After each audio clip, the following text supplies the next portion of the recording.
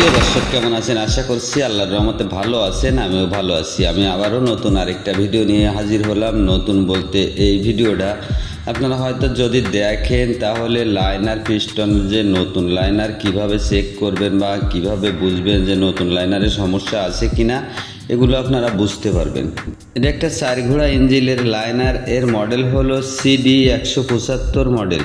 এই লাইনারগুলো আগেই চেক করে নিতে হয়, কারণ হচ্ছে যে নতুন লাইনার যখন একটু কালি মেখে যায় বা অন্য অন্য কিছু হয়ে যায় তখন কিন্তু আর লাইনারটা পাল্টায় দেয় না বা চেঞ্জ হয় না। তার আগে লাইনারগুলো চেক করে নিতে হয়। চেক করার প্রথম সিস্টেম হচ্ছে যে আপনি আগে রিং মেপে দেখবেন। যে রিংয়ের মুখের সাথে মুখ একদম মিলে যাচ্ছে কিনা, যে ফাঁকা থাকতেছে নাকি। যদি ফাঁকা থাকে তাহলে ওই লাইনারটা না লাগানোই ভালো। যে একটু ফাঁকা থাকলেও যে চলে না তা না, ফাঁকা থাকলেও চলে, কিন্তু মহাজনের লস হয়। যে মহাজন একবার রিং দেওয়ার পরেই ফেলাই দিতে হয় লাইনারটা। এখন যে পার্সপাতির যে দাম, সেই হিসেবে যে কাজ যদি করতে হয়, মহাজন যদি বাঁচায় রাখতে হয়, তাহলে লাইনারটা অ্যাকুরেটভাবে মেপে নিতে হবে। মেপে নেওয়ার সিস্টেম হচ্ছে একভাবে হচ্ছে রিং মাপতে, আর দ্বিতীয় মাপা হচ্ছে যে আপনি পিস্টন দিয়ে চেক করে দেখবেন যে লাইনারের ভিতরে পিস্টন গজে কিনা। লাইনারের ভিতরে শুধু হচ্ছে পিস্টনটা যাবে আসবে। নতুন লাইনারের সিস্টেমটা হচ্ছে এরকম যে পিস্টন যাবে আসবে কিন্তু ওর ভিতরে গজবে না।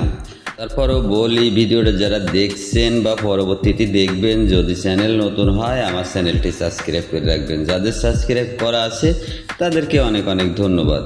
আর ভিডিওয়ে আমি বরাবরের মতনই বলি যে লাইক কমেন্ট করবেন। আসলে লাইক কমেন্ট না হলে ভিডিওর আকর্ষণ হয় না বা ভিডিও করার আকর্ষণ থাকে না। তার কারণে বলি যে ভিডিওটাই ভালো হোক মন্দ হোক, অন্তত লাইক কমেন্ট করে বলে গেলে আমার নিজের কাছে নিজেরও ভালো লাগে যে একটা লাইক কমেন্ট হয়েছে বা কিছু, যে পরবর্তী আরেকটা ভিডিও বানাই। ভিউজ কয়জন হলো বা হলো না ওটা আমার দেওয়ার বিষয় না।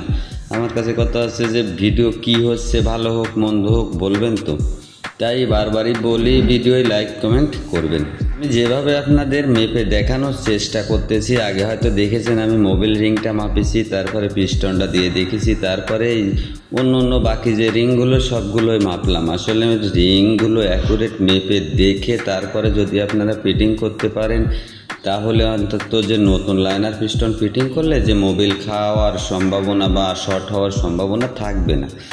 আর যারা হাত দিয়ে রিং উঠাইতে পারেন না, তারাও এই ভিডিওটা খুবই গুরুত্বপূর্ণভাবে দেখবেন। যে আমি ফিরাই হাত দিয়ে রিং উঠানোর চেষ্টা করি। আমি একটু কিলাম কম ব্যবহার করি, কারণ আমার হাত দিয়ে উঠোতে অভ্যেস হয়ে গেছে। কিন্তু কিলাম লাগে হচ্ছে দেখা গেল ওয়াটার কুলার যেগুলো মেশিন আছে সেইগুলোই আমি কিলাম ব্যবহার করি মাঝে মধ্যে ডিরেক্টে। কিন্তু হচ্ছে কিলামের চেয়ে আমার হাত দিয়ে উঠাতে ভালো লাগে বা হাত দিয়ে আমি ভালো পারি।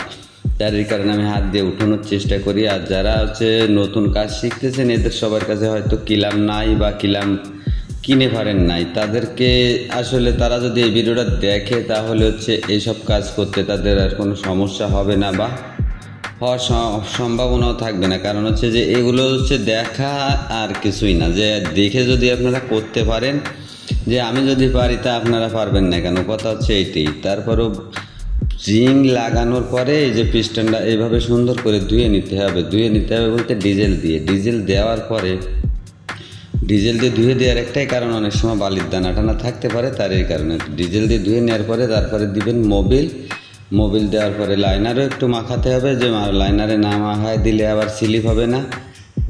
তারপর হচ্ছে হাত দিয়ে উঠতে হবে। আর রিং রাখার সিস্টেম হচ্ছে আমি যে অনুযায়ী রাখি, যে নিচেই রাখি হচ্ছে টপ রিং, আর দুই সাইডে দুটো কম্প্রেসার রিং রাখি, আর হচ্ছে উপর সাইডে রাখি হচ্ছে টপে, যেটা উপরের সাইডে রাখি হচ্ছে মোবিল রিং, যাতে মোবিলটা না খাওয়ার সম্ভাবনা থাকে। এখন অনেকজন অনেকভাবে উঠায় রিং বা অনেকজন অনেক দিক মুখ দেয়। আমার সিস্টেমটা এরকম, যারা যেভাবে উঠান তাতে কোনো সমস্যা নাই। আর যারা নতুন কাজ শিখতেছেন তারা যদি আমার এই ভিডিও দেখে কাজ করেন বা সেইভাবে রিংয়ের মুখ দেন, তাহলে আর সমস্যা হওয়ার সম্ভাবনা থাকবে না বা হয় না। কারণ এক একজনের কাজ করার ক্যাপাসিটি এক এক রকম। হয়তো দেখা গেল আমার চেয়েও অনেকজন হয়তো ভালো কাজ করেন বা ভালো জানেন, তাদের সিস্টেম আলাদা আর আমার সিস্টেম আলাদা। তারপরেও আমার যারা দর্শক আছে, যারা নতুন কাজ শিখতেছেন, আমার ভিডিও দেখেন, তাদের উপলক্ষ করে আমার ভিডিও বেশি বানানো হয়। তাই আমি বলি, ভিডিওটা যারা দেখলেন বা পরবর্তীতে দেখবেন, যদি চ্যানেল নতুন হয় আমার চ্যানেলটি সাবস্ক্রাইব করে রাখবেন। যাদের সাবস্ক্রাইব করা আছে তাদেরকে অনেক অনেক ধন্যবাদ। সবাই ভালো থাকবেন, সুস্থ থাকবেন। আল্লাহ হাফেজ।